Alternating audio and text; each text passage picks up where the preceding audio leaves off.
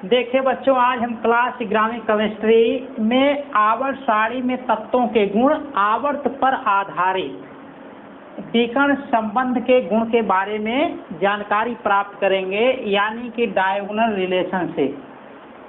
अब ये देखेंगे कि डायगोनल जो रिलेशनशिप है किस आवर्त से संबंधित। देखिए बच्चों, इसमें जो विकर्ण संबंध होता है आवर्त 2 और आवर्त 3 पर आधारित है, यानी कि आवर्त 2 और आवर्त 3 के तत्व अगर एक दूसरे के विकर्ण पर हैं तो उनके गुणों में क्या होती है, समानता होती है। ये समानता क्यों होती है, अभी हम इसकी चर्चा करेंगे। देखिए बच्चों, यहाँ लिखा गया आवर्त 2 के तत्वों। आवर्त 2 के तत्वों लिथियम, बेरिलियम, बोरान, और यहाँ देखिए हम आवर्त सारणी में लिखे हैं लिथियम, बेरिलियम, बोरान, फिर कार्बन, नाइट्रोजन, ऑक्सीजन, फ्लोरीन, 7वें समूह तक लिखे हैं। एवं आवर्त 3 के तत्वों मैग्नीशियम, एल्युमिनियम, सिलिकॉन, फिर फास्फोरस, सल्फर, फ्लोरीन में विकर्ण संबंध होता है।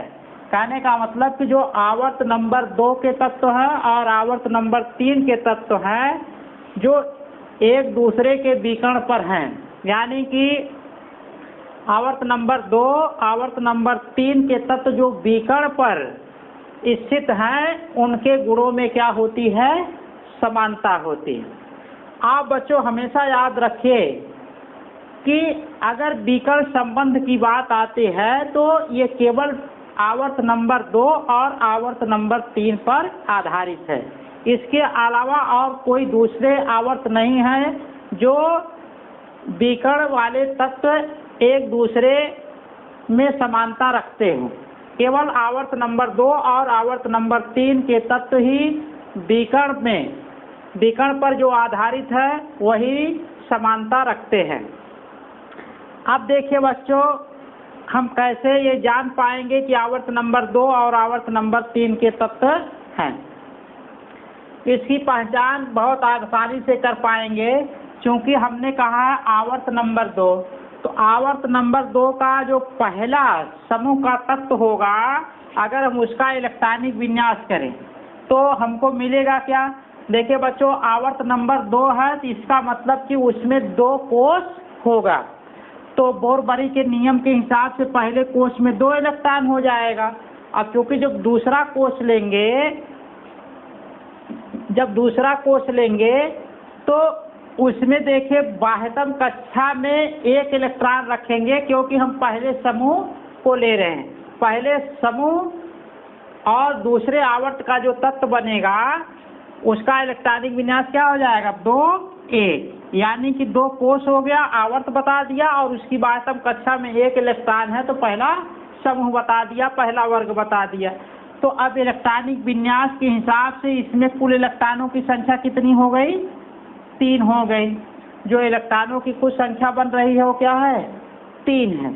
तो इसका मतलब कि इसके नाभिक में प्रोटॉनों की संख्या है वो कितनी है, 3 है। तो इसका मतलब कि जो आवर्त नंबर 2 और पहले समूह का तत्व होगा उसका परमाणु क्रमांक कितना है, 3 है। हम जानते हैं कि लिथियम का परमाणु क्रमांक कितना, 3 होता है, इसलिए दूसरे आवर्त और पहले समूह का तत्व क्या बन गया, लिथियम बन गया। अब उसके आगे परमाणु क्रमांक के बढ़ते आधार पर हम आगे लिखते चले जाएंगे तक। इसका मतलब कि ये 3, फिर आगे जो इसके तत्व आएगा उसका परमाणु क्रमांक कितना हो जाएगा, 4। तो 4 जानते हैं हम बेरिलियम का होता है, फिर उसके बाद बोरान का 5 होता है, फिर उसके बाद कार्बन का कितना होता है, 6, और फिर उसके बाद देखिए कार्बन 6 हो गया। उसके बाद परमाणु क्रमांक नंबर 7 किसका आता है, नाइट्रोजन का, फिर उसके बाद ऑक्सीजन का कितना होता है, 8 होता है। इस तरीके से लिखते जाएंगे और फ्लोरीन का कितना होगा, 9 होगा। जो अस्थायी तत्व हैं जिनकी बाह्यतम कक्षा में 8 इलेक्ट्रॉन नहीं है, हम उनके परमाणु क्रमांक के बढ़ते क्रम में तत्वों को लिखे हैं। देखिए बच्चों, इसके बाद आवर्त नंबर 3 के तत्व को हमको ढूंढना है, कौन सा तत्व होगा।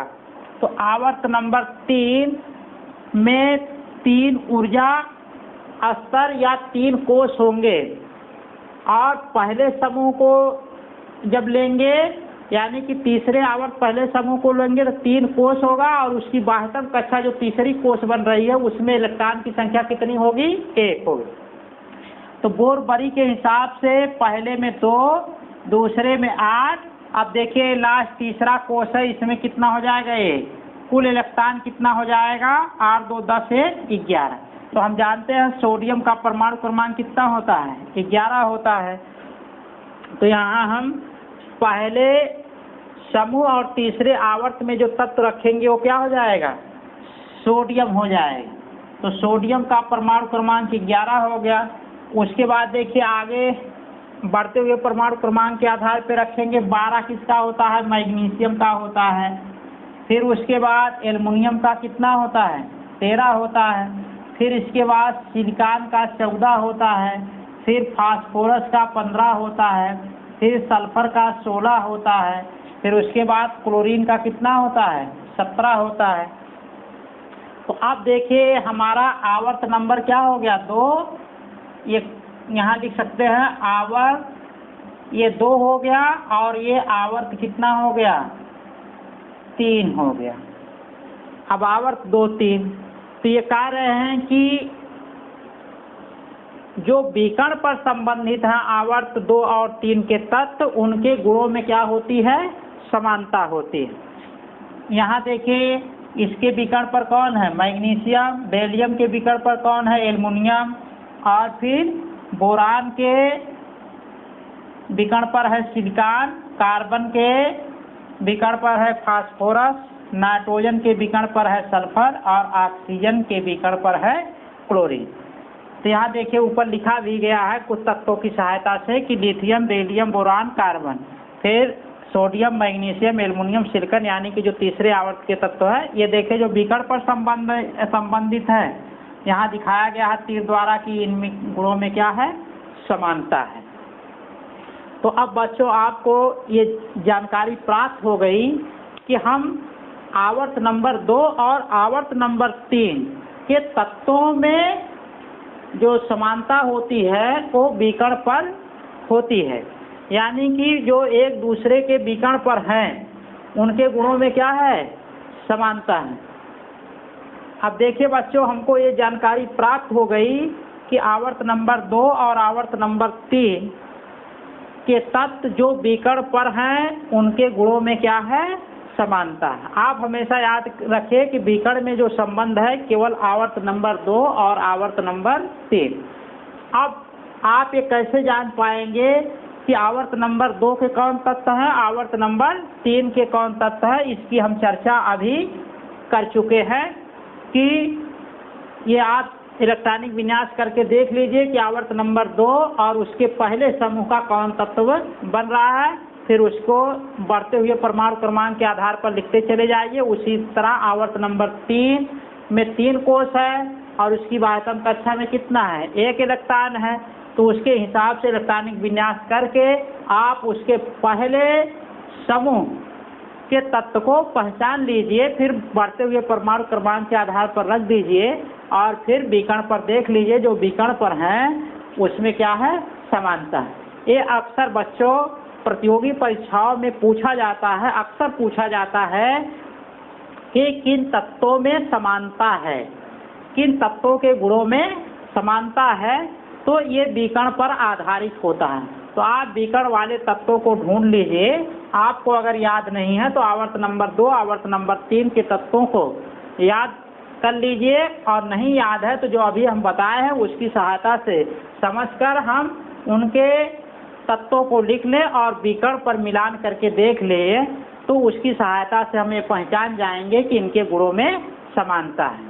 जैसे मान लीजिए प्रतियोगी परीक्षा में दे दिया किन तत्वों के गुणों में समानता है, इधर लिथियम, बेरिलियम, बोरान और कार्बन दे दिया।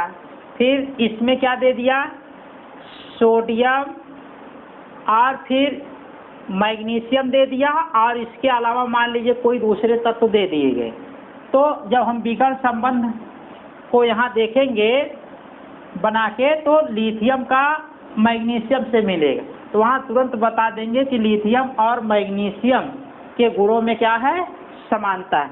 ये आप जब अभ्यास करेंगे तो आपको खुद समझ में आएगा कि कौन विकर्ण पर है। नहीं समझ में आता है तो आप बना लीजिए और उसके आधार पर विकर्ण पर देख लीजिए, जो मिलते हैं उनके गुणों में क्या हो जाएगी, समानता हो जाएगी। इसके बाद देखिए बच्चों, ऐसा क्यों होता है। देखिए हम ये जान चुके हैं कि एक ही समूह के जो तत्व हैं उनके गुणों में क्या होती है, समानता होती है। यानी कि जो आवर्त सारणी बनी है, एक ही वर्ग के तत्वों में क्या होता है, गुणों में समानता होता है। जिन तत्वों के गुणों में समानता होता है उनको एक वर्ग में रखा गया है। लेकिन यहाँ देख रहे हैं कि जो विकर्ण पर संबंधित है, जो विकर्ण पर हैं आवर्त नंबर 2 और आवर्त नंबर 3, वे एक समूह में नहीं हैं, वे अलग अलग समूह में हैं और अलग अलग आवर्त में हैं, फिर भी उनके गुणों में समानता है। ऐसा क्यों है, देखिए हम यहाँ लिथियम और मैग्नीशियम की सहायता से समझ लेते हैं कि ऐसा क्यों है, यानी कि इनके गुणों में समानता क्यों। देखिए बच्चों, जब लिथियम दूसरे आवर्त में है तो इसका मतलब कि सीधा सीधा इसमें 2 कोष, ये मान लीजिए हमारा नाभिक है और इसमें कितना 2 कोष होगा। तो जब 2 कोष होगा और यहाँ चूंकि लिथियम पहले वर्ग में है, समूह में है, तो इसका मतलब इसकी बाह्यतम कक्षा में 1 इलेक्ट्रॉन होगा। और मैग्नीशियम पर जब विचार करेंगे तीसरे आवर्त में है, तो जब देखें मैग्नीशियम तीसरे आवर्त, और फिर यहाँ मान लीजिए ये हमारा मैग्नीशियम हो गया, तो मैग्नीशियम में कितना आवर्त है, 3, तो इसका मतलब इसमें 3 कोष होंगे। लेकिन इसकी बाह्यतम कक्षा में बच्चों कितना इलेक्ट्रॉन है, क्योंकि दूसरे वर्ग में है इसलिए इसकी बाह्यतम कक्षा में 2 इलेक्ट्रॉन। तो हम जानते हैं कि बाह्यतम कक्षा में जैसे जैसे इलेक्ट्रॉनों की संख्या बढ़ती जाती है वैसे वैसे नाभ की आकर्षण क्या होता है, बढ़ता जाता है। तो स्वाभाविक है जब इलेक्ट्रॉनों की संख्या बढ़ती है तो नाभिक में प्रोटॉनों की संख्या बढ़ती है। इसीलिए जैसे जैसे बाह्यतम कक्षा में इलेक्ट्रॉनों की संख्या बढ़ती जाएगी वैसे वैसे नाभ की आकर्षण क्या होगा, बढ़ता जाएगा। तो यहाँ हम देख रहे हैं कि सोडियम नहीं, ये देखिए बच्चों आपका लिथियम के लिए बनाया गया था, ये लिथियम है। तो लिथियम में लिथियम दूसरे आवर्त में है, इसलिए यहाँ देखिए बच्चों लिथियम में 2 कोष और पहले समूह में है तो 1 इलेक्ट्रॉन यहाँ दिखाया गया। तो आप ये बच्चों देखिए कि अगर ये देखा जाए कि इसमें तो 2 कोष है और इसमें 3 कोष है, तो इसके अगर हम केवल कोष पर अभी विचार करते हैं तो इसकी परमाणु त्रिज्या क्या होगी, इसकी अपेक्षा बड़ी होगी। यानी कि लिथियम की अपेक्षा मैग्नीशियम की परमाणु त्रिज्या क्या होगी, बड़ी होगी। लेकिन एक चीज अभी हम चर्चा किए हैं कि अगर बाह्यतम कक्षा में इलेक्ट्रॉनों की संख्या बढ़ती है तो नाभ की आकर्षण क्या होगा, बढ़ेगा।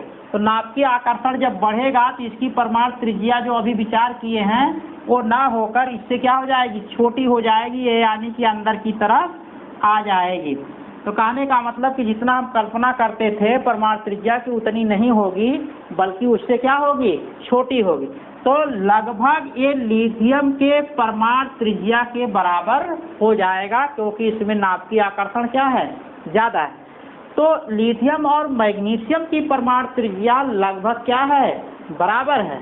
जब दोनों की परमाणु त्रिज्या बराबर है तो इसका मतलब यही हुआ कि नाभ की आकर्षण लगभग दोनों पर क्या है, बराबर है। यानी कि दोनों की विद्युत ऋणात्मकता क्या है, लगभग बराबर है। तो इस आधार पर लिथियम और मैग्नीशियम के जो गुण होंगे क्या होंगे, समान होंगे। क्योंकि परमाणु त्रिज्या लगभग बराबर हो रही है इसलिए दोनों की विद्युत ऋणात्मकता क्या है, बराबर है। जिसकी वजह से हम कह सकते हैं कि दोनों के गुणों में क्या है, समानता है। तो कहने का मतलब यह है कि कोष एक में बढ़ रहा है, तो लेकिन उसके साथ साथ क्या है, इलेक्ट्रॉनों की संख्या भी बढ़ रही है, जिसकी वजह से परमाणु त्रिज्या लगभग दोनों की बराबर हो जाती है, जिसकी वजह से हम कह सकते हैं कि जो विकर्ण पर स्थित हैं उनके गुणों में क्या है, समानता है। तो अब देखिए बच्चों, आपको ये स्पष्ट हो चुका होगा कि जो आवर्त नंबर 2 और आवर्त नंबर 3 के तत्व विकर्ण पर स्थित हैं उनके गुणों में क्या है, समानता है। सबसे इम्पॉर्टेंट बात, सबसे महत्वपूर्ण ये बात है कि बच्चों ये अक्सर प्रतियोगी परीक्षाओं में पूछा जाता है कि किन तत्वों के गुणों में समानता है।